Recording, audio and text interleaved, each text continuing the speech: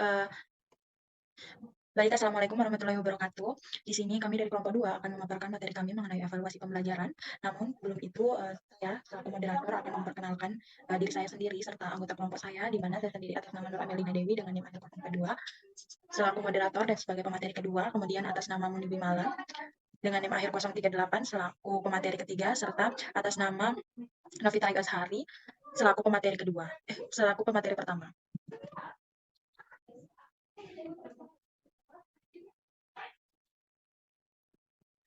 Langsung saja di sini untuk pengertian dari evaluasi, pengukuran, dan penilaian akan disampaikan oleh pemateri pertama atas nama Novita Ayu Azhari, dipersilahkan. Baik, terima kasih atas kesempatan yang telah diberikan. Jadi di sini saya akan menjelaskan mengenai pengertian dari evaluasi, pengukuran, dan juga penilaian. Evaluasi pembelajaran adalah proses untuk menentukan nilai belajar dan pembelajaran yang dilaksanakan dengan melalui kegiatan penilaian atau pengukuran belajar dan pembelajaran. Sedangkan pengertian pengukuran dalam kegiatan pembelajaran adalah proses membandingkan tingkat keberhasilan belajar dan pembelajaran dengan ukuran keberhasilan belajar dan pembelajaran yang telah ditentukan secara kuantitatif. Sementara pengertian penilaian belajar dan pembelajaran adalah proses pembuatan keputusan nilai keberhasilan belajar dan pembelajaran secara kualitatif. Kemudian langsung saja saya juga di sini akan menjelaskan mengenai syarat dari evaluasi pembelajaran, di mana syarat dari evaluasi pembelajaran yang pertama di sini yaitu ada validitas. Nah, validitas sering diartikan dengan kesahihan. Nah, suatu tes dikatakan valid apabila mengukur apa yang seharusnya diukur. Meter valid apabila dipergunakan untuk mengukur jarak, sedangkan timbangan valid apabila dipergunakan untuk mengukur berat. Nah, menurut Suharsini Arikunto terdapat 4 macam validitas yang berasal dari dasar pembagian jenisnya, yaitu ada validitas isi, validitas konstruksi, validitas ada sekarang atau validitas pengalaman atau empiris, dan yang terakhir yaitu di sini ada validitas prediksi. Kemudian ada syarat dari evaluasi yang kedua, yaitu di sini ada reliabilitas, di mana reliabilitas ini sering disebut juga taraf kepercayaan dan sering disebut juga dengan keterandalan. Nah, suatu tes dikatakan memiliki reliabilitas apabila tes tersebut dipergunakan untuk mengukur secara berulang-ulang, memberikan hasil yang tetap atau sama. Nah, penilaian yang reliable atau terpercaya memungkinkan perbandingan yang reliable dan menjamin konsistensi. Nah, kemudian yang ketiga di sini yaitu ada daya beda butir. Nah, beda butir terdiri dalam dua kategori, yaitu beda atau analisis butir soal secara kuantitatif dan secara kualitatif. Kemudian ada analisis butir soal secara kuantitatif, menekankan pada analisis karakteristik internal tes melalui data yang diperoleh secara empirik. Nah, karakteristik internal yang dimaksud itu meliputi parameter butir soal, tingkat kesukaran, daya pembeda, dan reliabilitas. Kemudian di sini ada syarat yang keempat, yaitu efektivitas. Yang dimaksud dengan efektivitas adalah apabila suatu tes itu pelaksanaannya, tes atau penilaian tersebut tidak membutuhkan ongkos atau biaya yang mahal, tenaga yang banyak, dan juga waktu yang lama. Nah, dalam melaksanakan tes ada target yang ingin dicapai, serta melihat berbagai kondisi yang dihadapi seperti kondisi keuangan suatu institusi, lokasi waktu yang diatur oleh pihak pengelola, dan lain-lain. Nah, seorang guru yang baik dan arif selalu mempertimbangkan semua hal yang ingin direncanakan. Kemudian yang kelima di sini ada objektivitas. Nah, penilaian harus dilaksanakan secara objektif. Untuk itu, penilaian harus adil, terencana, berkesinambungan, menggunakan bahasa yang dapat dipahami siswa, dan menerapkan kriteria yang jelas dalam pembuatan keputusan atau pemberian angka. Kemudian di sini demikian yang dapat saya sampaikan. Kemudian untuk tujuan, saya kembalikan kepada moderator. Terima kasih. Baik, terima kasih kepada pemateri pertama yang telah memaparkan materinya mengenai pengertian dari evaluasi pembelajaran, penilaian, dan pengukuran, serta syarat dari evaluasi itu sendiri. Baik, untuk selanjutnya yaitu tujuan dari evaluasi pembelajaran dan fungsi dari evaluasi pembelajaran akan saya sampaikan sendiri selaku pemateri kedua, di mana di sini langsung saja kita menuju ke tujuan evaluasi pembelajaran. Jadi evaluasi pembelajaran itu adalah kegiatan yang tentunya disengaja, di mana kegiatan ini bertujuan untuk memperoleh kepastian mengenai apakah proses pembelajaran itu bisa dianggap berhasil atau tidak.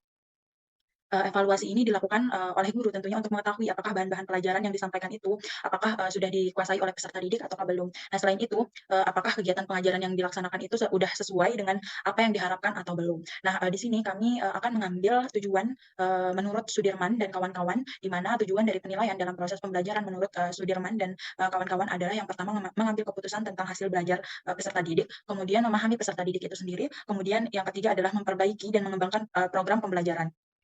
Selanjutnya, pengambilan keputusan tentang hasil belajar ini merupakan suatu keharusan bagi seorang guru agar dapat mengetahui berhasil atau tidaknya peserta didik itu dalam proses pembelajaran. Nah, ketidakberhasilan proses pembelajaran itu bisa disebabkan oleh antara lain yaitu yang pertama kemampuan peserta didik itu sendiri adalah rendah, kemudian kualitas materi pembelajaran yang diberikan itu tidak sesuai dengan usia peserta didiknya, kemudian jumlah bahan pelajaran yang diberikan itu terlalu banyak sehingga tidak sesuai dengan waktu yang diberikan.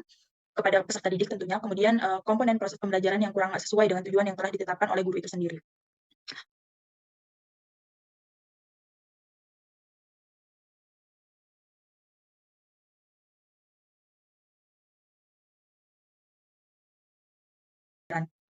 Selanjutnya, pengambilan keputusan tentang hasil belajar ini merupakan suatu keharusan bagi seorang guru agar dapat mengetahui berhasil atau tidaknya peserta didik itu dalam proses pembelajaran. Nah, ketidakberhasilan proses pembelajaran itu bisa disebabkan oleh antara lain yaitu yang pertama kemampuan peserta didik itu sendiri adalah rendah, kemudian kualitas materi pembelajaran yang diberikan itu tidak sesuai dengan usia peserta didiknya, kemudian jumlah bahan pelajaran yang diberikan itu terlalu banyak sehingga tidak sesuai dengan waktu yang diberikan kepada peserta didik tentunya, kemudian komponen proses pembelajaran yang kurang sesuai dengan tujuan yang telah ditetapkan oleh guru itu sendiri. Nah, di samping itu pengambilan keputusan juga sangat diperlukan untuk memahami peserta didik dan mengetahui sampai sejauh mana dapat memberikan bantuan terhadap kekurangan-kekurangan yang dihadapi oleh peserta didik itu sendiri. Evaluasi ini juga bermaksud untuk memperbaiki dan mengembangkan program pembelajaran itu. Dengan demikian, tujuan evaluasi ini adalah bisa kita ambil bahwa untuk memperbaiki cara pembelajaran, mengadakan perbaikan dan mengayakan bagi peserta didik, serta menempatkan peserta didik pada situasi pembelajaran yang lebih tepat sesuai dengan tingkat kemampuan yang dimilikinya. Tujuan lainnya yaitu adalah di mana ini untuk memperbaiki dan mendalami serta memperluas pelajaran, dan yang terakhir adalah untuk memberikan atau melaporkan kepada para orang tua wali peserta didik tentunya mengenai penentuan kenaikan kelas atau penentuan kelulusan dari peserta didik itu sendiri.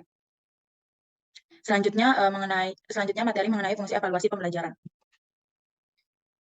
Evaluasi yang sudah menjadi pokok dalam proses keberlangsungan pembelajaran itu tentunya sebaiknya dikerjakan setiap hari dalam skema yang sistematis dan terencana, di mana kita sebagai guru dapat melakukan evaluasi tersebut dengan menempatkan satu kesatuan yang saling berkaitan dengan mengimplementasikannya pada satuan materi pembelajaran tentunya. Bagian penting lainnya yaitu bahwa guru ini itu perlu melibatkan peserta didik dalam evaluasi sehingga secara sadar dapat mengenali perkembangan pencapaian hasil belajar dari mereka sendiri.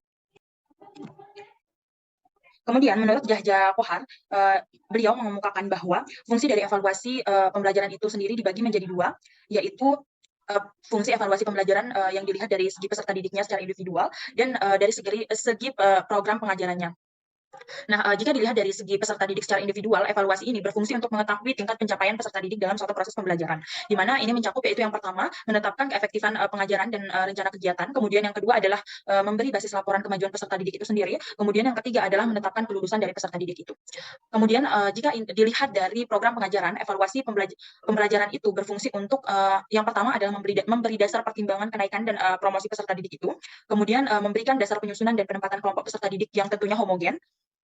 Yang ketiga adalah diagnosis dan remedial pekerjaan peserta didik. Kemudian yang keempat adalah memberi dasar pembimbingan dan penyuluhan bagi peserta didik. Kemudian yang kelima adalah dasar pemberian angka dan rapor bagi kemajuan belajar peserta didik. Kemudian yang keenam adalah memberi motivasi belajar bagi peserta didik. Kemudian yang ketujuh adalah mengidentifikasi dan mengkaji kelainan peserta didik.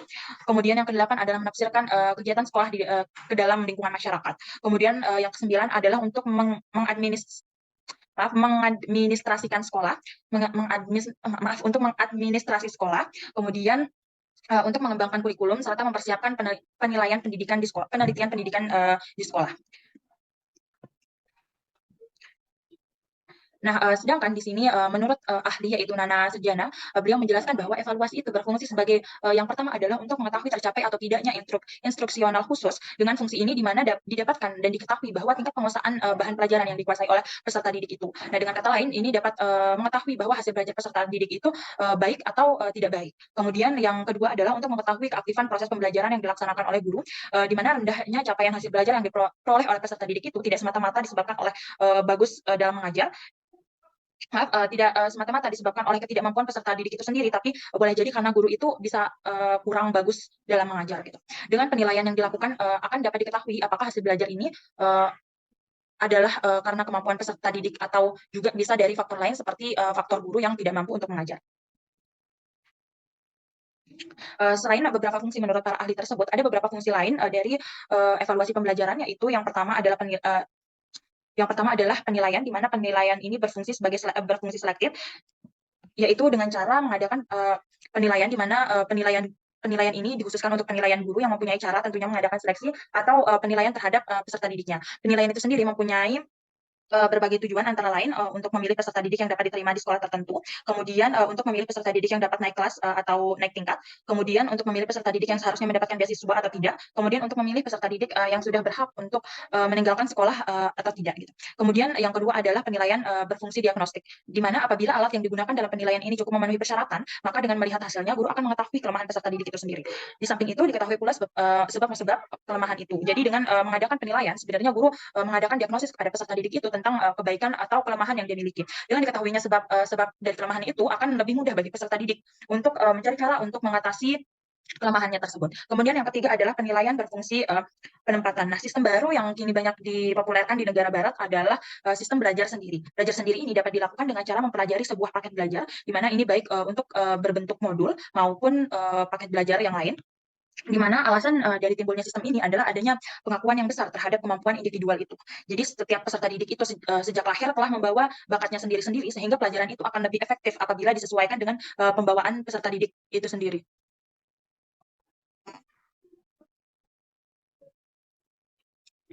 Nah, selanjutnya adalah yang keempat, adalah penilaian berfungsi sebagai pengukuran keberhasilan. Fungsi keempat ini adalah penilaian ini dimaksudkan untuk mengetahui sejauh mana sih suatu program itu berhasil diterapkan. Keberhasilan program itu ditentukan tentunya oleh beberapa faktor, yaitu faktor guru, terus metode pembelajarannya, kemudian kurikulum, sarana dan prasarana, tentunya juga dengan sistem administrasi yang baik. Mungkin sekian untuk fungsi dari evaluasi pembelajaran. Untuk selanjutnya yaitu materi mengenai prinsip-prinsip evaluasi pembelajaran. Dan kedudukan evaluasi pembelajaran itu sendiri akan disampaikan oleh pemateri ketiga atas nama Muni Wimala, dipersilakan. Baik, terima kasih moderator atas kesempatannya. Di sini saya akan memaparkan materi yang keempat sama kelima, yang dimana materi keempat sendiri itu adalah prinsip-prinsip evaluasi pembelajaran. Lalu untuk materi kelima itu ada kedudukan evaluasi pembelajaran. Nah, yang dimana pertama itu ada prinsip-prinsip evaluasi pembelajaran. Yang dimana di sini itu ada beberapa poin. Yang pertama itu adalah tujuan yang jelas.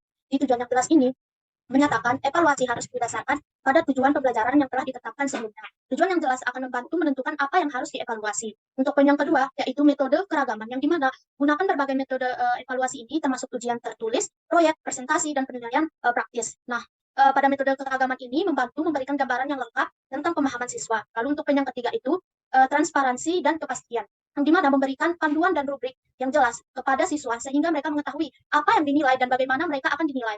Lalu untuk poin yang keempat itu ada konsistensi, yang dimana pastikan konsistensi ini dalam penggunaan metode evaluasi dan penilaian untuk menghindari seperti biasanya yaitu bias. Yang dimana untuk poin yang kelima ini ada formatif dan sumatif, yang menyatakan bahwa gunakan penilaian formatif atau dalam kurung sepanjang proses pembelajaran, dan penilaian sumatif yaitu setelah pembelajaran selesai, untuk membantu siswa dan guru dalam memahami kemajuan. Untuk poin keenam yaitu objektivitas, yang dimana bertujuan untuk membantu penilaian subjektif mungkin dengan menghindari bias pribadi. Untuk poin yang ketujuh, di mana umpan balik konstruktif yang menjelaskan bahwa memberikan umpan balik yang informatif kepada siswa untuk membantu mereka memahami kekuatan dan kelemahan mereka. Untuk poin yang kedelapan itu diferensiasi, yaitu mengingatkan kebutuhan individu siswa yang mengingatkan untuk menyesuaikan penilaian jika diperlukan. Untuk poin yang kesembilan itu keterhubungan dengan kurikulum, yang dimana pastikan penilaian terkait erat dengan isi kurikulum yang diajarkan. Untuk poin yang ke-10 itu penggunaan data. Di penggunaan data ini sendiri, gunakan hasil evaluasi untuk meningkatkan pembelajaran dan mengambil keputusan yang relevan dalam meningkatkan pengajaran. Untuk poin yang ke-11 itu memperhitungkan konteks. Memperhitungkan konteks ini sendiri, yang dimana memperhitungkan konteks sosial, budaya, dan lingkungan sistem dalam proses evaluasi. Lalu untuk poin yang terakhir, yaitu etika.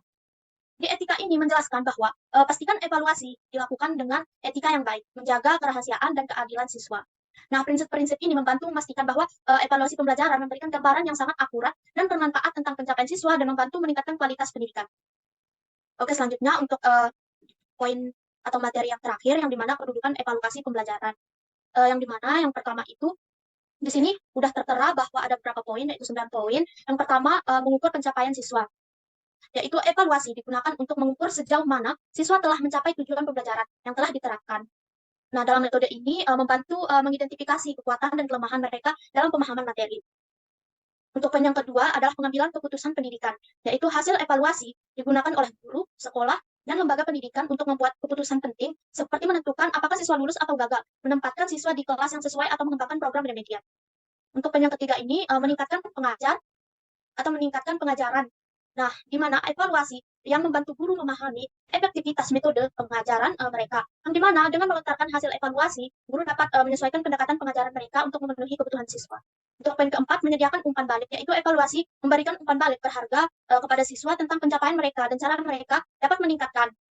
Umpan balik ini ada konstruktif, yang dimana dapat membantu siswa dalam proses belajar. Untuk poin kelima itu menyempurnakan kurikulum, yaitu hasil evaluasi dapat membantu dalam peninjauan dan perbaikan kurikulum. Nah, hal ini memungkinkan penyusunan materi pengajar agar lebih sesuai dengan kebutuhan siswa dan perkembangan ilmu pengetahuan. Untuk poin keenam, mengukur kinerja guru, yaitu evaluasi juga digunakan untuk memutar kinerja guru. Nah, yang dimana hasil evaluasi dapat membantu menilai efektivitas guru dalam memberikan pembelajaran.